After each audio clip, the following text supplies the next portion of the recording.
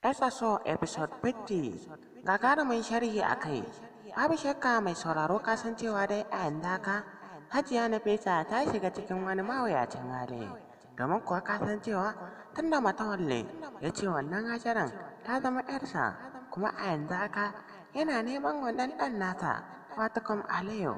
Kasancewa mai sauraro duk wanda da ya san cewa Aliyu ya kasance Umar Hashim ne, kowa zai yi mamaki. Domin kuwa mutane da yawa suna da tunanin cewa Aliyu nan shine Umar Hashim, amma wasu kuma ta suke yi wa MD ne. Amma mai sauraro babu shakka za ta iya yi wa MD ne, ko kuma ta yi cewa Umar Hashim ɗin ne.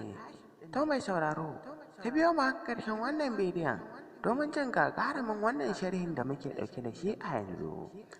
Amma kafin nan muna roƙonka, idan har ya kasance wannan shine shigowar ka channel ɗin nan ta farko, muna roƙonka da ka dangwala mana alamar subscribing, sannan kuma kada ka manta ka danna mana alamar ƙararrawar sanarwa, domin ta haka ne da zarar mun sa labaranmu da kuma sharhi zai sanar a gare ka. To mai sauraro mun gode.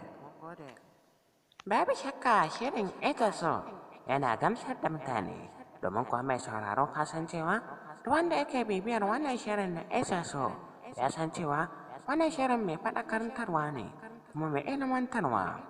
Mai sauraro kamar yadda kake bibiyar wannan fim ɗin na SSO, kasancewa dai a yanzu haka Umar Hashim mata wannan ya kirawo shi har cikin gida ya ce mai dole ne dai sai ya auri Hajiya Nafisa.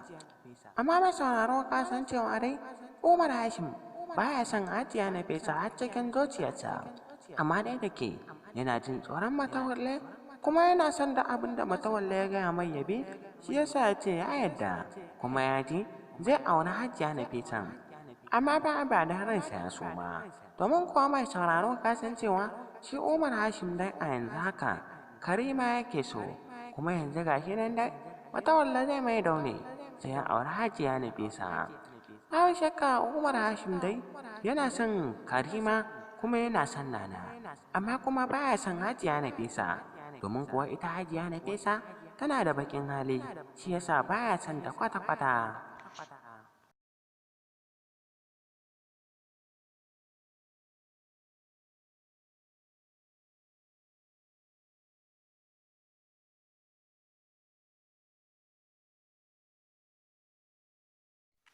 Babu shakka mai sauraro kasancewa wanda yake kallon shirin SSO ya san cewa shiri ne mai ilmantarwa kuma mai faɗakantarwa da ilmantarwa gami da nishaɗantarwa.